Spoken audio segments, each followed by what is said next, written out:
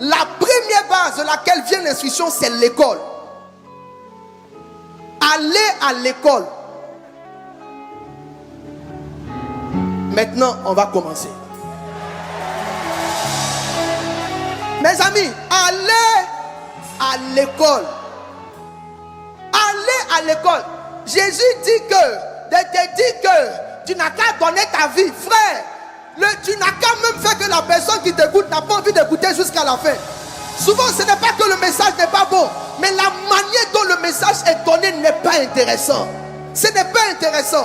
Quand vous lisez la Bible, écoutez-moi bien, Daniel il a été à l'école de Nabuchodonosor. Quand vous lisez les écritures de Jésus, vous vous rendez compte d'une chose qui est intéressante. C'est que Jésus lui-même avait une école. Dans le livre de Matthieu chapitre 11, Jésus va dire aux disciples, il va leur dire, venez à mon école. Lorsque vous lisez Actes chapitre 19, verset 9 qu'on vient de lire tout à l'heure, on se rend compte que Paul avait une école qu'on appelait l'école de Tyrannus. Maintenant, le problème qui se pose aujourd'hui, c'est qu'il y a une mauvaise interprétation d'un certain verset de Actes. Quand vous lisez Actes chapitre 4, la Bible dit que les disciples étaient des hommes sans instruction. La Bible dit qu'ils avaient été connus. Actes chapitre 4, verset 13. Lorsqu'il vit l'assurance de Pierre et de Jean, il fut étonné, sachant que c'était des hommes du peuple sans instruction, et il est reconnu pour avoir été avec Jésus.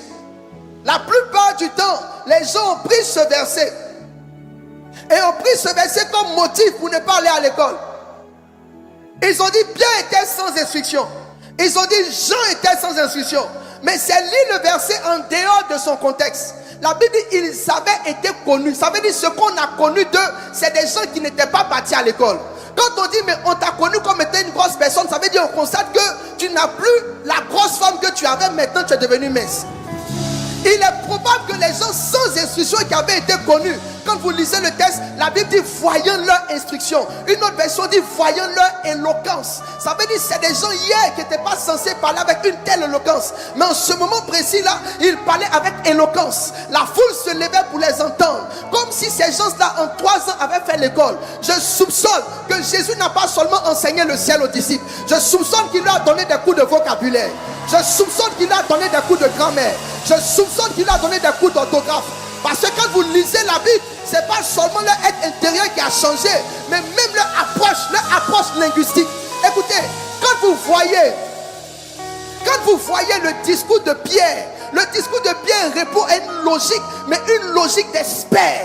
Il y a une introduction. Il n'y a même pas une introduction, il y a une généralité. Pierre a commencé par une généralité. Il dit, ces hommes que vous